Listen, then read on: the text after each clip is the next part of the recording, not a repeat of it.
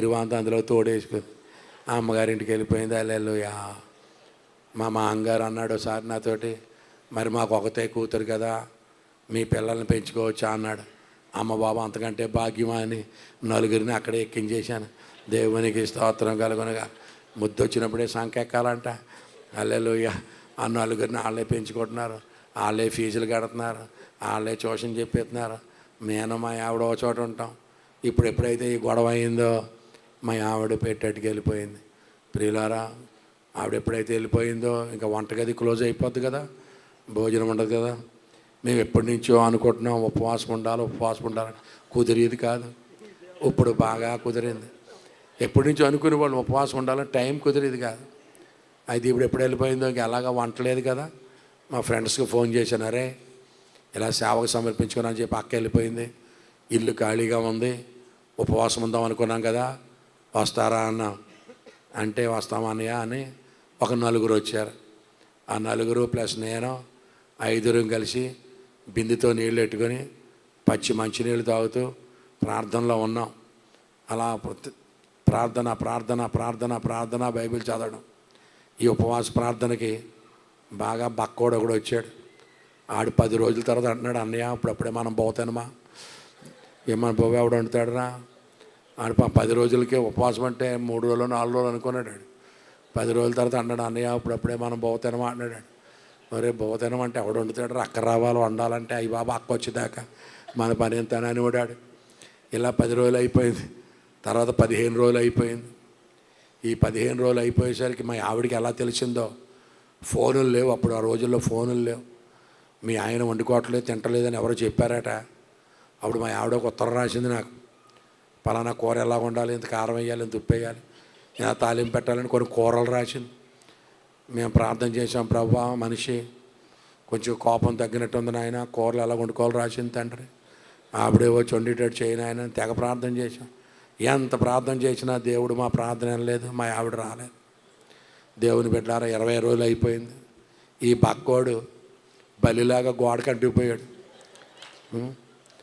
ఆడు బొగ్గలో గెగ్గలు వెళ్ళిపోయి కళ్ళు పళ్ళే కనపడుతున్నాయి.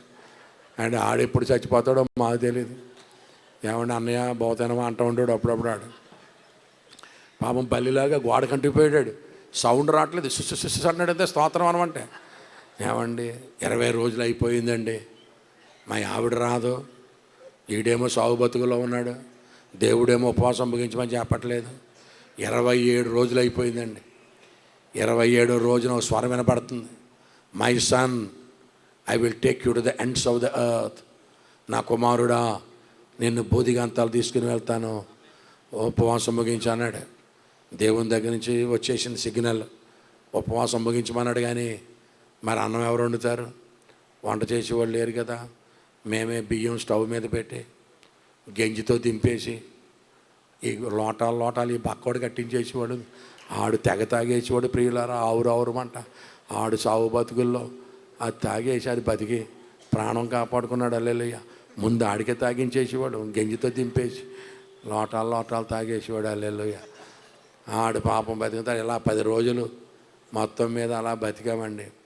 10 రోజులు అయిపోయిన తర్వాత మొట్టమొదటిసారి బైబిల్ పట్టుకొని సువార్త చేద్దాం రండి అని మేడ మీద దిగామండి. మీకు అబద్ధం, నాకు నిజం. నాకెవరైనా తగిలినా, నేను ఎవరికైనా తగిలినా, నన్ను ఎవడన్నా ముట్టుకున్నా, నేను ఎవరినన్నా ముట్టుకున్నా, వాడు కిందడి గిలగెలా కొట్టేసుకునేవారు. ఏమండి దెయ్యాలు వెళ్ళిపోయి గిలగెలా కొట్టేసుకుంటుంటే మాకు సేవకు వచ్చిన కొత్త, ఏంటి ఇలా కొట్టేసుకుంటున్నాడు అనుకునేవాడు. ఇది కొంతమంది సీనియర్ పాస్టర్ గారు చూశారు. పెద్ద సీనియర్ పాస్టర్ గారు చూసి ఈ కుర్రోడి మీద ఏదో అభిషేకం ఉంది, ఏదో స్పెషల్ అభిషేకం ఉందని చెప్పి నన్ను పిలిచి మీటింగులు పెట్టేవారు.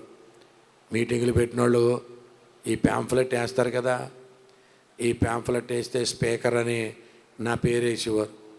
మరి ఈ కాగితం మట్టుకెళ్ళి ఎవడిచ్చేవాడో మా ఆవిడకి ఇచ్చేవాడంట.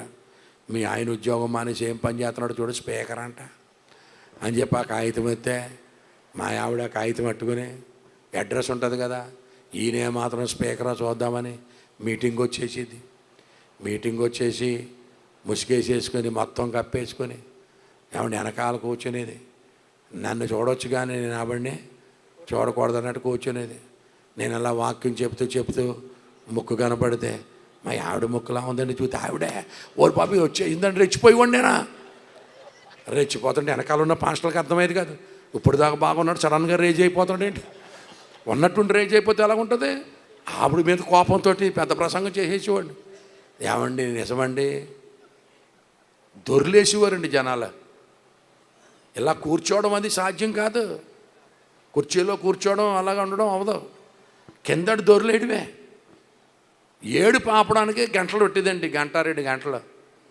నాకు కన్వీనర్స్ ఫోన్ చేసి చెప్పేవారు, అన్నయ్య నువ్వు వాక్యం చెప్పేలా వారమైంది ఇంకా ఏడుస్తున్నారు జనాలు, 10 రోజులు అయింది ఇంకా ఏడుస్తూనే ఉన్నారు అనేవాడు.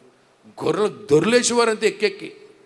ఇది మా ఆవిడ చూసిందండి ఈ సీను.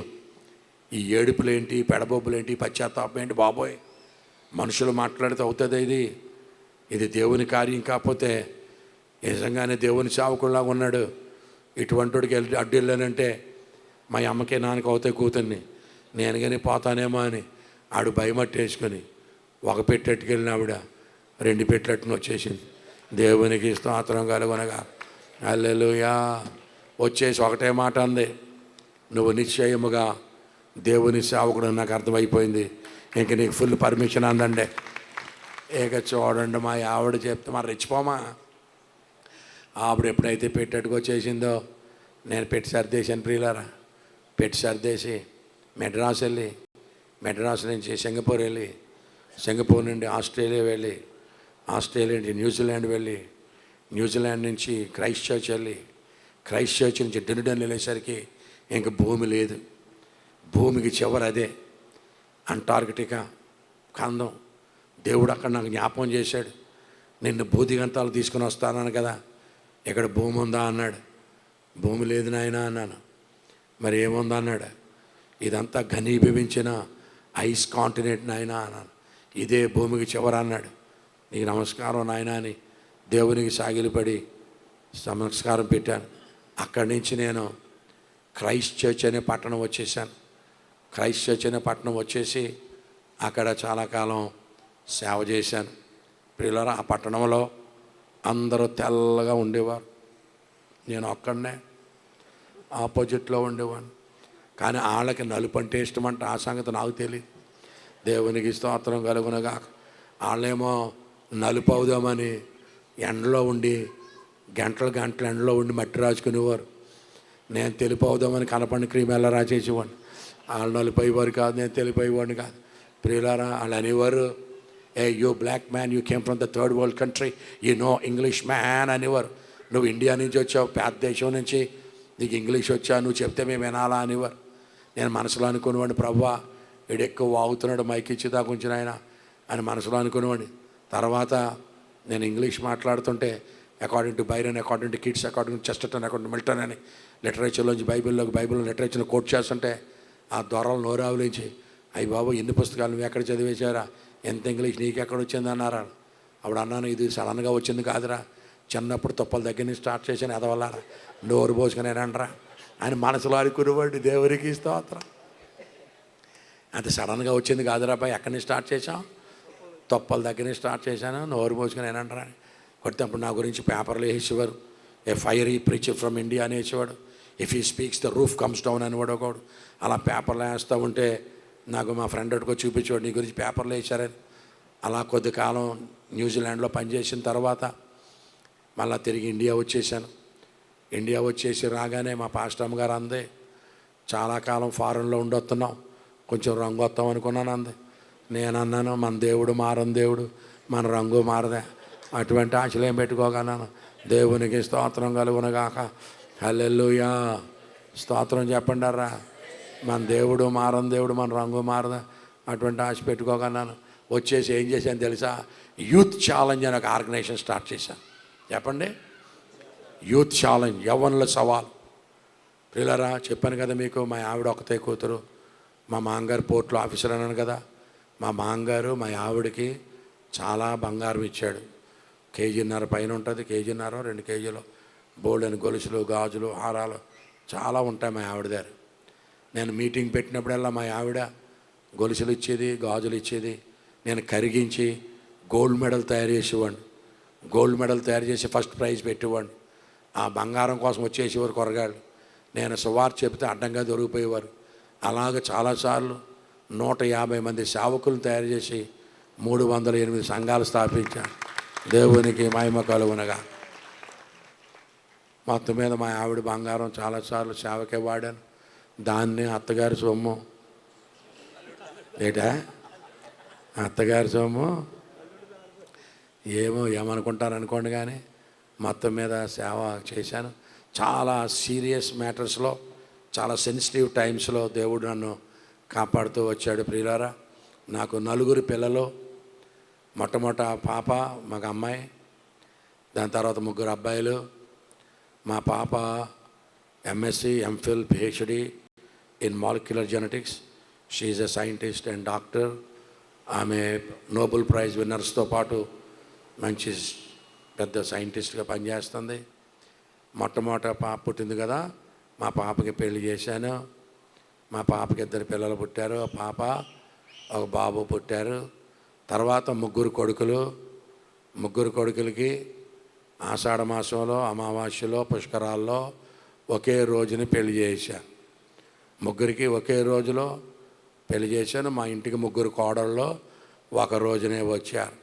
ఆషాఢ మాసం, అమావాస్య, పుష్కరాలు. హల్లెలూయా. ఎవరో చేయరంట కదా, నేను చేశాను. ఈ వింతేంటో చూద్దాం, వార్త రాద్దామని మీడియా వాళ్ళు వచ్చేసారు. టీవీ 9 వాళ్ళు, ఈటీవీ వాళ్ళు.